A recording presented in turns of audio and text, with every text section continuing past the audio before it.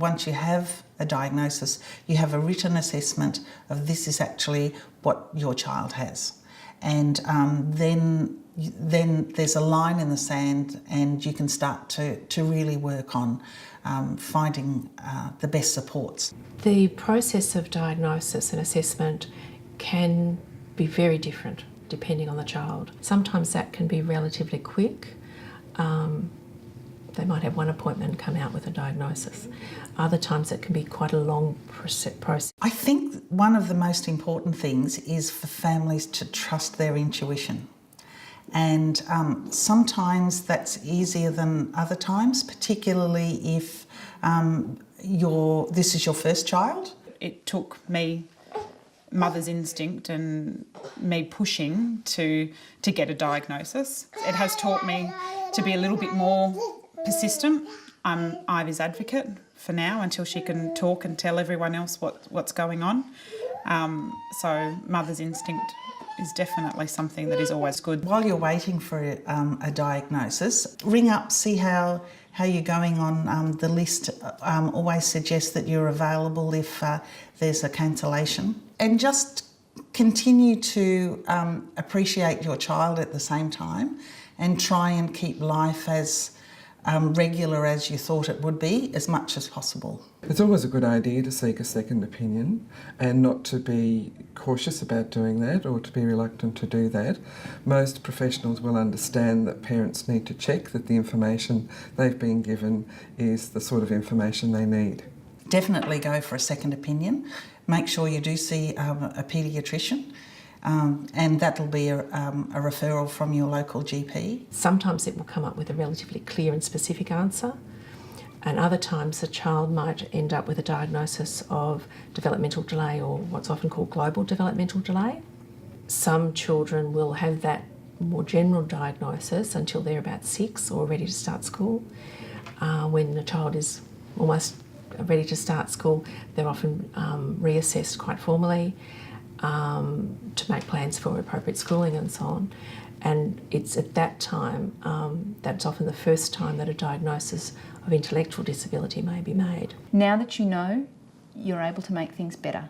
Don't let anybody fob you off. As soon as you now know that things have got to move forward. Then once the flurry of that stuff is done, you can then get you really know that you're moving forward. Once parents have a diagnosis, that gives them some idea of what the future may hold. There's no template saying if your child has this diagnosis, this will be the outcome, or this will be what your child's life is going to be like. It's a bit like when any child is born, you make kind of assumptions about where the child's going to be in 10, 20 years' time. Which you don't really think about a lot. But if your child has a diagnosis of some sort of delay or disability, you suddenly kind of go, oh, what's that mean in 20 years' time? And so parents will often start worrying about what's going to happen in 20 years' time, whereas parents who don't have a child with a disability just assume it'll be fine. And I think that's can be very frustrating or stressful. Or for families, they're trying to plan the kid's whole life when they're only 18 months or 6 months or 2 days old or something.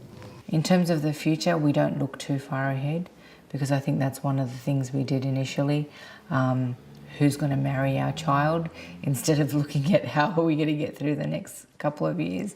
And I think that's really important, that we just take it step by step and a few days at a time or a day at a time. Someone explained to me that it was just like if you have your life written on a whiteboard, you just need to kind of wipe that off and rewrite things. So it might feel like the end at that moment when you're given that diagnosis and when you're going through the trauma of such a life-changing event, but you know, things can change, and they do, but it doesn't feel like that in the beginning. It's really very, very hard.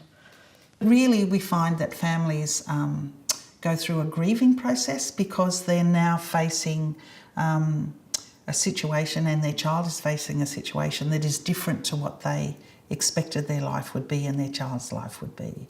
So all of those grieving processes of denial and anger and working right through to acceptance is a process that many families go through and continue to go through as well as the child grows. It's important that you do go through the process of emotions, and because by letting yourself do that, you're allowing yourself to be human, but you're also allowing yourself to get to that place where it does get better and it does get easier. I actually put an email together about Simra and about us, and that she had this condition and this is what was happening. So rather than all my family and friends, whether it's here or overseas, find out through word of mouth or gossip or anything, they were actually hearing it from me directly, and everyone really appreciated that. And I think that helped me. It was quite therapeutic for me as well, to know that I had so much support from family and friends. Take one step at a time, one day at a time. That's hard when you're worried about the future, but it is really important to enjoy your child, to remember that this is a family we're talking about. It's not all about the child. It's about getting a balance between everybody's needs, thinking about your own needs, and remembering that if you're not looking after yourself, there's no way you can adequately look after your child. Parents sometimes think, oh no, you know, that would be selfish, I can't do that, but it's critical. You are the most important person in your child's life, regardless of whether they have a disability or not.